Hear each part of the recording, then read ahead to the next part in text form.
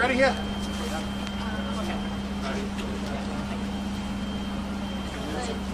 Good afternoon. This is a terrible tragedy. Mayor Adams has directed the first deputy mayor, chief of staff, the deputy mayors, and the commissioners to respond to this tragedy and other matters that are happening across the city. Commissioner Lauren Kavanaugh will give us an update. Thank you. As the deputy mayor mentioned, a terrible tragedy has occurred here this morning. At 10:18, a call came in from a neighbor reporting fire. A little over 3 minutes later, our first units arrived on scene. Upon arrival, there was heavy fire and reports of children trapped on the second floor. Members quickly went to work rescuing victims and delivering critical medical care. Tragically, we lost 2 young children here today. 2 more are in critical condition at the hospital. There are 8 total patients from this fire from the scene today. 7 are from the fire. 2 deceased young children, 2 kids in critical condition, 2 teenagers who have minor injuries and are stable, 1 firefighter with minor injuries who is stable, and the mother who is not at the scene but is at the hospital and is in shock but is in a stable condition. This is an incredible tragedy. The entire city has come together here today to support this family and this community. As you can see behind me, we have NYPD, OEM, the 2 deputy mayors, and our chancellor, and we are here to support the family in any way that we can. I'm going to have our chief of department, Jack Hodgins, provide some additional operational details. Good afternoon. Our units arrived here. There was report of people trapped. They were coming down the adjacent block and they could see smoke and flames coming from this private dwelling. They arrived and they immediately started an aggressive interior attack on the fire. The entire second floor was engulfed in flames, so much so that the fire head was coming down the stairs, which is very rare. So they had to get a hose line in there quickly. Once they started to move in the hose line, they quickly extinguished the fire, and we found the victims inside, all unconscious and needing to be removed.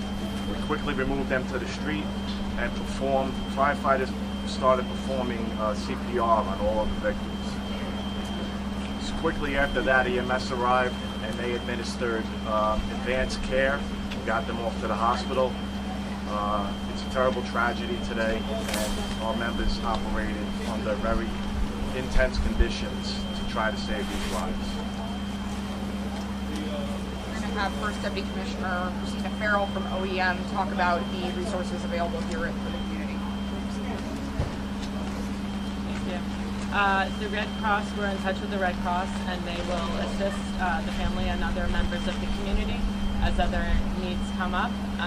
We will be here with the fire department and the police department throughout. We also wanted to remind people, as this weather pattern continues, it is going to get very cold over the next few hours, and for the next few days the wind chills will be very low. People should heat their homes safely. If you are having issues with heat, you can call 311. We can make resources available.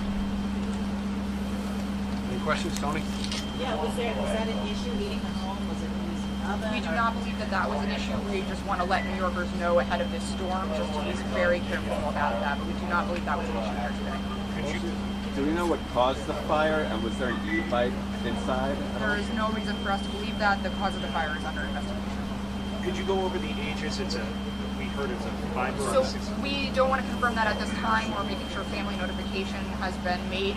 All of the kids who are either in critical condition or deceased are under 10 years old or young. Were there smoke alarms, or were there any adults in the house at the time? That is under investigation at this time. We do know that 2 teenagers were home at the time. Do you know where the fire started? That is under investigation. It was in the back of the second floor, but the exact cause of location is under investigation. Do you know how old the oldest teenagers at this time? The oldest teenager we believe to be 14, but that will be confirmed. And there were no adults home at the time, is that correct? We do not believe there was anyone other than the teenagers there at the time. Were all the victims, did they reside in the home, or were they visiting? We believe they are all related, that they are siblings. And if I may just ask, it being Christmas weekend, a neighbor told us that she saw grown men weeping. Could you speak to the challenges and the difficulties that your crews who were trying to to help these children in need in this horrible tragedy.